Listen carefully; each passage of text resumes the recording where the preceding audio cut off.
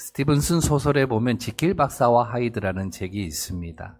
낮에는 지킬이라는 이름으로 꽤나 점잖은 신사로 이렇게 삶을 살아가고, 밤이 되면 하이드라는 이름으로 폭력적인 괴물의 삶을 살아갑니다.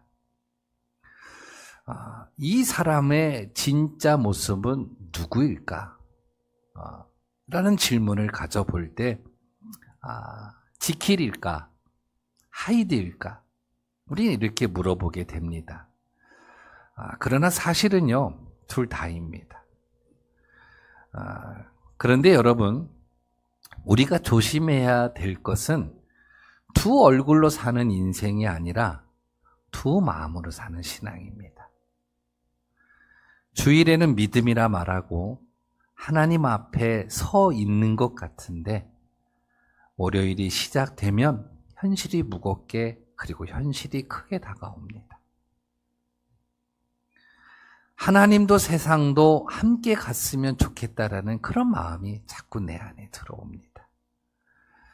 오늘 이 갈멜산 이야기는 바로 그런 신앙을 향한 하나님의 질문입니다.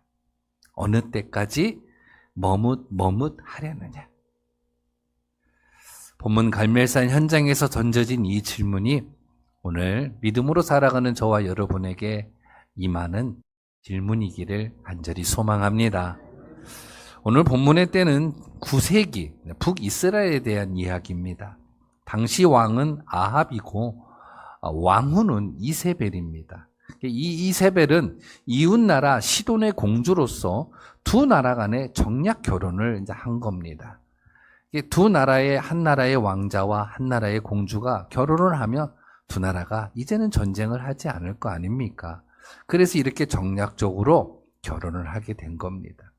그런데 이 왕후인 이세벨이 이 이스라엘에 들어올 때 혼자 오지 않고 함께 끌어들여온 것이 있었는데, 그게 바로 자기 나라의 신 바알과 아세라였습니다. 이 우상을 함께 끌어들여온 거예요.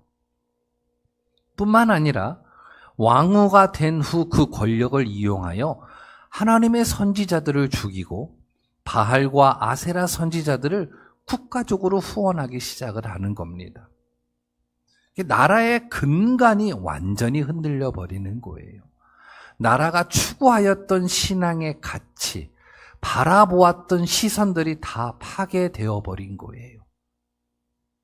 안타까운 마음으로 하나님은 이 나라를 다시 회복하기 위하여 징계를 내리시고 철퇴를 내리셔야 되는데, 그 방법이 예전과 다른 거예요.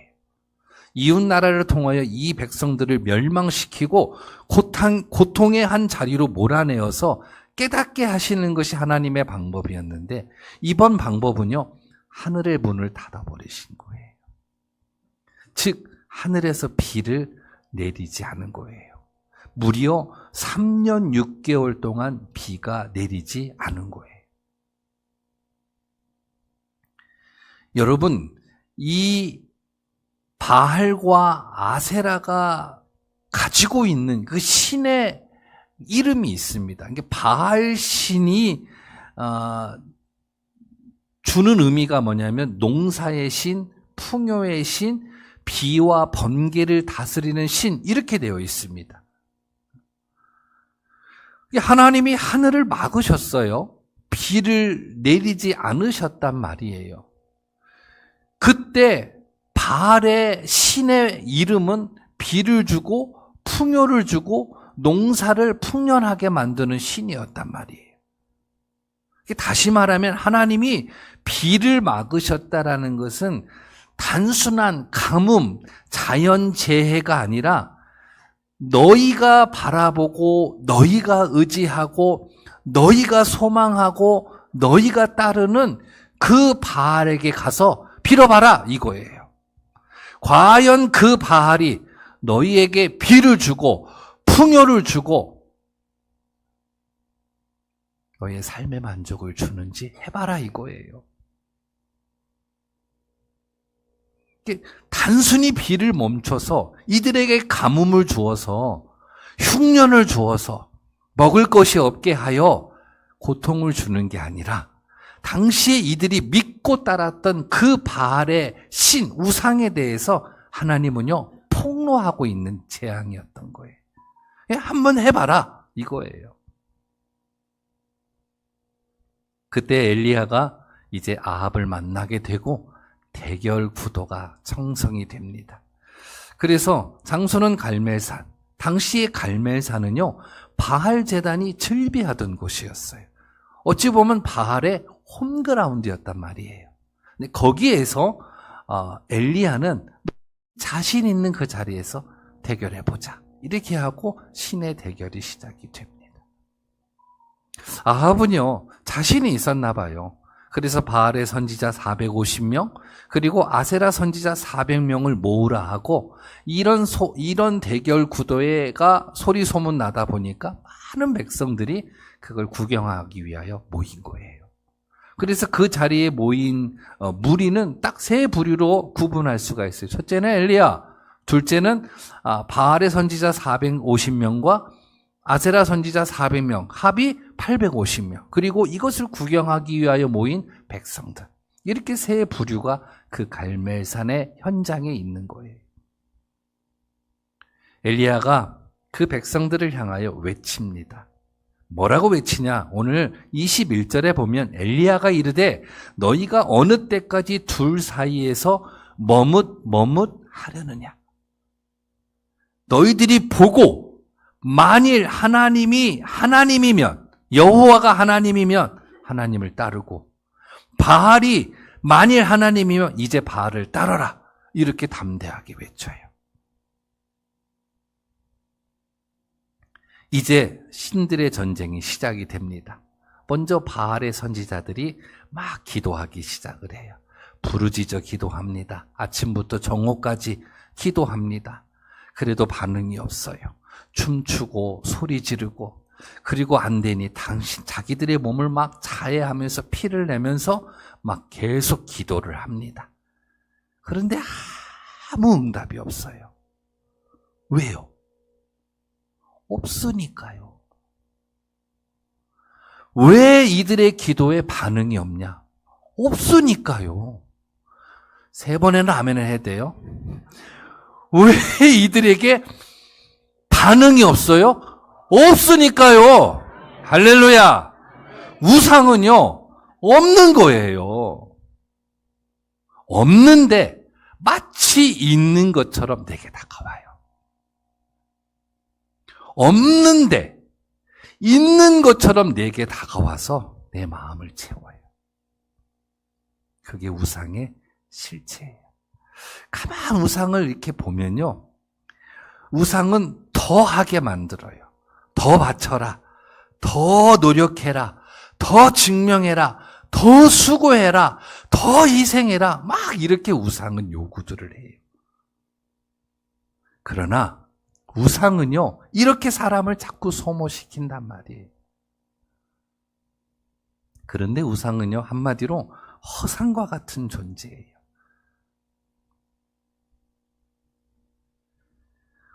근데 꼭 그 우상이 정말 비를 주고요, 풍요를 줄 것 같이 생각을 하는 거예요.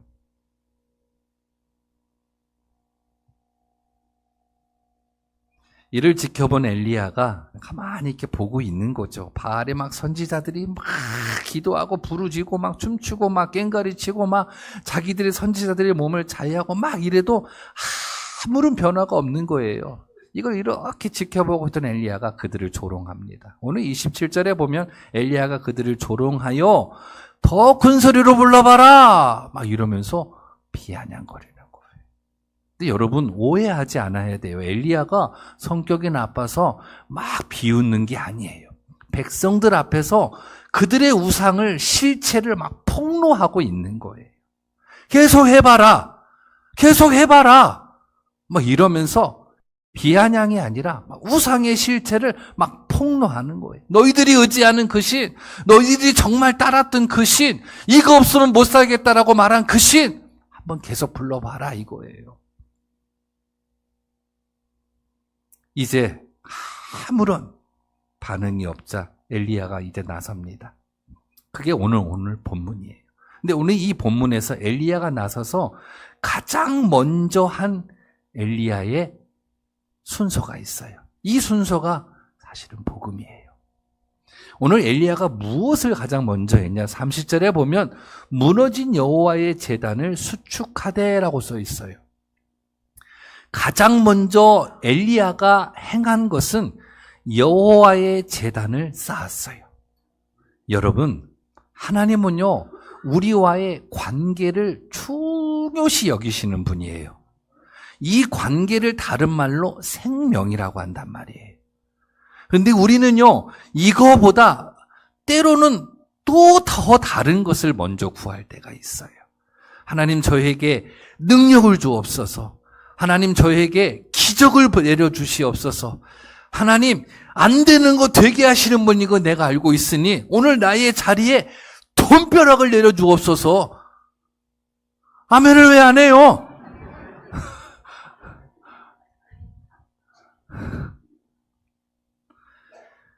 능력, 막 기적, 당연히 기도해야 돼요.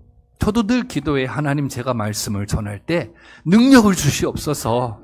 막 전할 때 하나님 힘을 주시고 듣는 자들의 마음이 확확 열려서 막 하나님의 말씀이 조금도 틀림이 없고 더하지도 않고 빠지지도 않고 전달되게 하옵소서. 막 그런 기도해요, 제가요. 그런데 중요한 것은 관계를 놓치고 그런 기도만 드리면 안 된다라는 거예요. 그런 기도만 드리는 사람들의 모습을 들여다보면 예배가 무너져 있고 말씀 순종의 자리에 있지 않고 그들의 기도 속에 회개가 사라져 있다는 거예요. 하나님이 중심이 아니고 내가 더 중심이고. 오늘 엘리야는요, 하나님 앞에 먼저 제단을 쌓았어요. 여러분, 여러분의 필요를 우리 하나님은요, 다 아세요. 여러분의 쓸 것을 하나님은요, 다 알고 계세요. 그래서 계획하시고 준비하시는 분이 우리 하나님이에요. 그렇기 때문에 하나님과의 관계를 가장 소중하게 생각하셔야 돼요. 이제 엘리야가 기도합니다. 하늘을 보며 기도해요. 37절에 여호와여 내게 응답하소서, 내게 응답하소서 이렇게 기도해요. 하늘에서 불이 내려와서 이 제단을 태워야 되는데 엘리야는요, 이게 목적이 아니었어요. 엘리야의 기도의 내용을 보면 여호와여 내게 응답하소서, 내게 응답하소서. 그리고 뭐라고 이어서 기도하냐? 이 백성에게 주 여호와는 하나님이신 것과 주는 그들의 마음을 되돌이키심을 알게 하옵소서. 하나님이 이들의 하나님인 것을 이 시간 보여주옵소서. 왜요? 이리 갔다 저리 갔다 하는 이 백성들의 마음, 이 마음도 같고 저 마음도 같는 이 백성들의 마음, 하나님께도 기도했다가 바알에게도 기도하는 이들의 모습, 이들의 삶, 이것이 하나님에게만 향하게 하옵소서. 이게 엘리야의 기도 내용이었던 거예요. 오직 하나님만 믿고 하나님만 예배하고 하나님께만 구하는 하나님의 백성들로 회복시켜 주옵소서. 이것이 엘리야의 기도 제목이었어요. 불이 기도 제목이 아니었단 말이에요. 이런 엘리야의 기도를 들으시고 하나님이 반응해 주십니다. 38절에 이에 여호와의 불이 내려서 번제물과 나무와 돌과 흙을 태우고 또 도랑의 물을 핥은지라. 이때 백성들이 바짝 엎드려요. 왜요? 신의 현현 앞에서는 백성들이 다 엎드렸단 말이에요. 바짝 엎드리고 39절에 그들이 이렇게 고백을 해요. 같이 시작!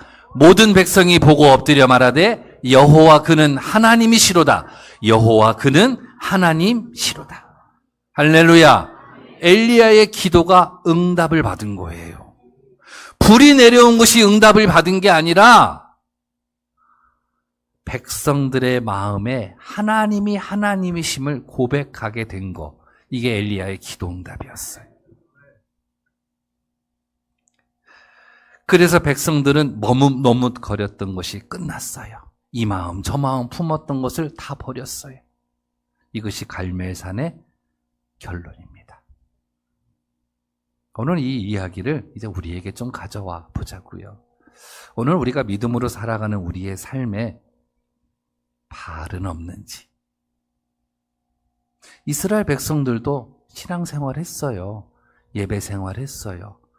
말씀을 따라 그들도 살았어요. 그러나 한편에서는 현실적인 바알 신이 이들에게 이롭다고 생각을 했기에 바알도 따랐던 거예요. 오늘 우리도 이와 같지 않냐라는 거예요. 마치 세상에서 나에게 평안을 줄 것 같고, 세상에서 이익이 내게 찾아올 것 같고, 세상에서 기쁨이 많이 있는 것 같고, 세상에서 나의 삶을 좀 높여줄 것 같고, 내 삶을 좀 다르게 해줄 것 같은 그런 기대와 마음이 우리 안에 있지 않냐라는 거예요. 이것이 저는 바알이라고 보는 거예요. 이거 없으면 안 될 것 같은 생각, 마음, 이것이 있으면 너무 좋겠다라고 하는 마음, 그 마음이요, 바알이라는 거예요. 오늘 그것을 하나님 앞에 과감하게 내려놓는 귀한 시간이 되기를 소망합니다. 하나님은 두 마음을 원치 않아요. 왜요? 우리가 원하는 그 마음, 우리가 원하는 그 필요조차도 하나님이 다 갖고 계시기 때문에 그래요. 그래서 하나님께만 구하고, 하나님께만 매달리고, 하나님께만 소망하고, 우리 하나님은 그걸 원하시는 거예요.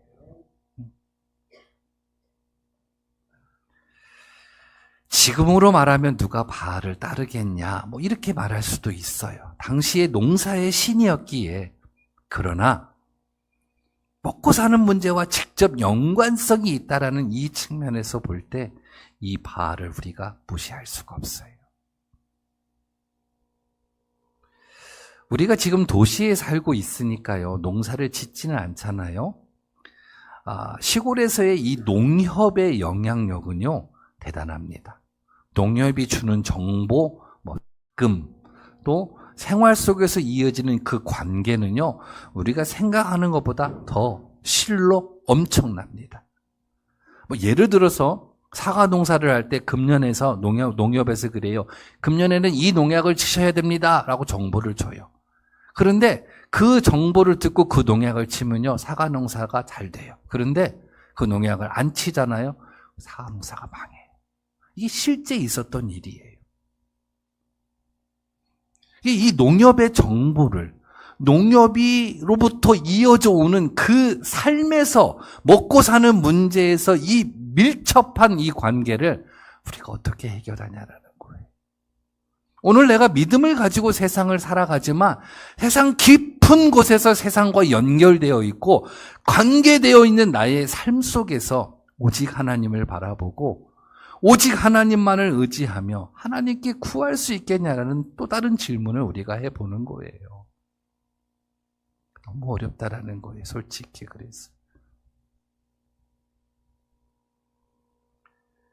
그래서 오늘 이 갈멜산의 이야기는 우리와 너무 다르지 않는 이야기라는 거예요. 이 바알은요, 나쁘게만 오지도 않고 어떨 때는 좋은 형태로도 우리에게 다가와요. 야, 이게 현실이야, 이거 생존이야, 이러면서 우리에게 다가와서 우리의 마음을 막 두드린단 말이에요. 그래서 실패하고, 그래서 무너지고, 그래서 절망하는 게 우리의 모습인 거죠. 바라옵기는 여호와 그는 하나님이시로다. 여호와 그는 하나님이시로다. 이 고백이 저와 여러분의 고백이 되기를 소망합니다. 두 말씀을 읽어드려 볼까요? 마태복음 6장 33절. 너무 잘 아시는 말씀이죠?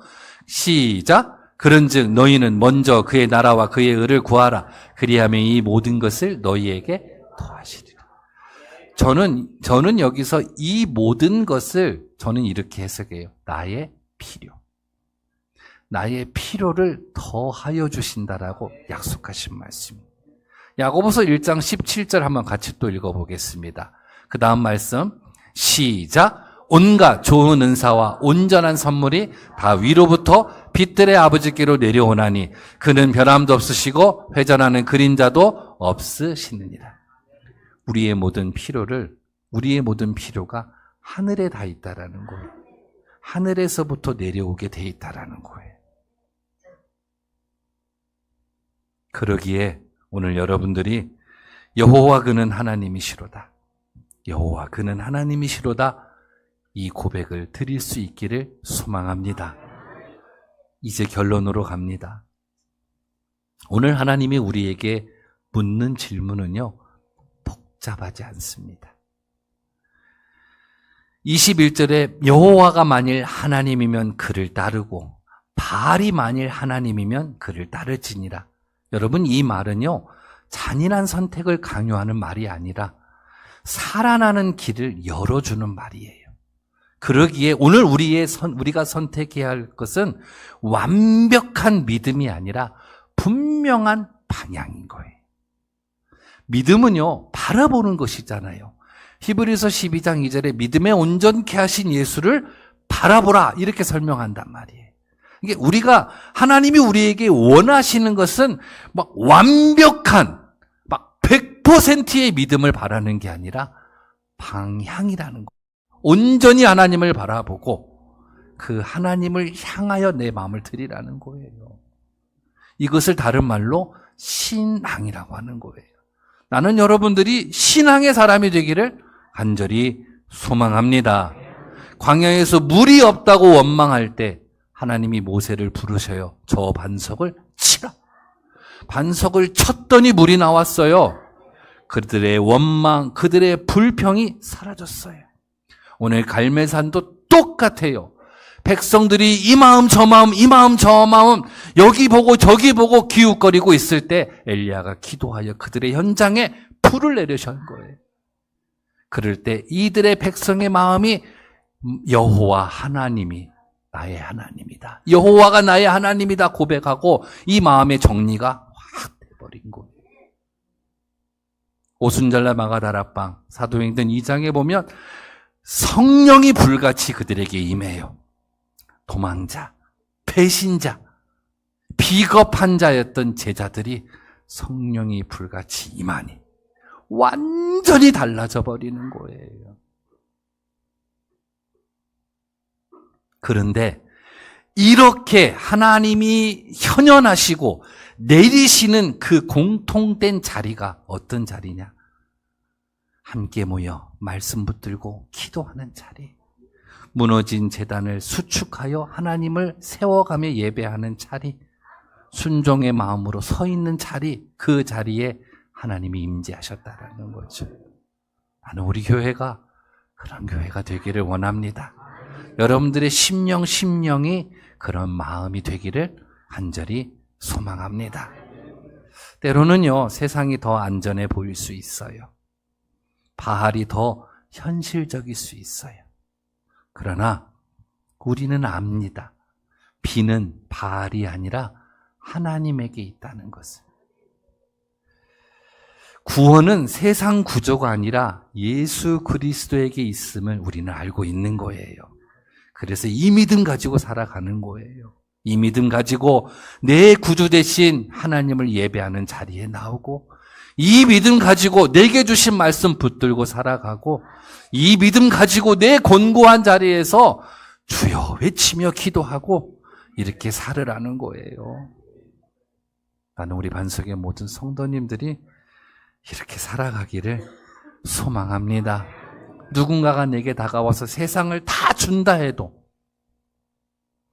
세상 영광을 다 준다 해도 그게 하나님의 뜻이 아니거든.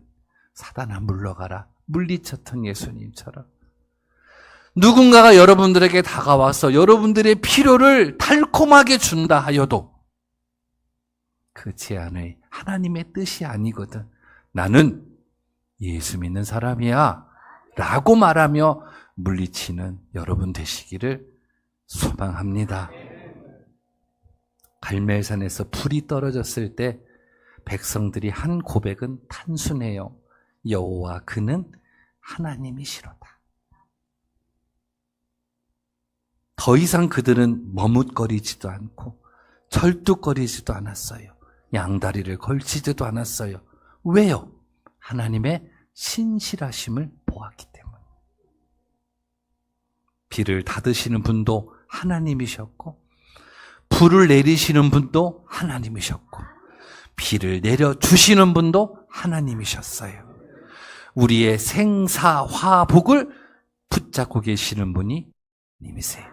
오늘 여러분들에게 생명을 주시는 분도 하나님이시고, 건강을 주시는 분도 하나님이시고, 일터를 주시는 분도 하나님이시고, 여기서 여러분들이 자녀들을 향하여 기도할 때 자녀들의 가정과 일터와 그들의 환경에 하나님이 은혜를 주시는 것도 하나님이라는 거예요. 우리가 이 믿음 가지고 살아야 된다는 거예요. 사랑하는 여러분, 살다 보면 우리 인생에도 하늘이 닫힌 시간들이 있었을 거예요. 기도해도 아무런 내림이 없는 그런 막힌 것 같은 마음을 가졌을 때, 느꼈을 때가 분명히 있었을 거예요. 그러나 돌아보면 그 시간에도 하나님은요, 우리를 떠난 적이 없어요. 은혜로 붙들고 있었고 사랑으로 인도하고 계셨어요. 그리고 그 때를 향하여 우리를 이끌어 가시며 그 때가 되었을 때 불같이 임하셔서 우리를 회복시키고 우리를 세우셨던 거예요. 이 은혜는 어제도 오늘도 계속되고 있어요.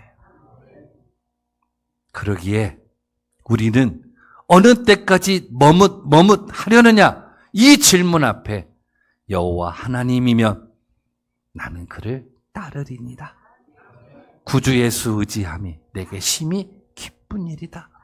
이렇게 고백하는 여러분 되기를 간절히 소망합니다.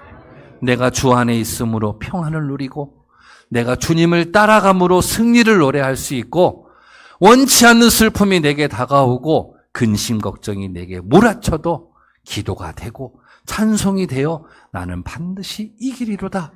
이 믿음으로 살아가는 여러분 모두가 될 수 있기를 주님의 이름으로 간절히 축원합니다. 축원합니다.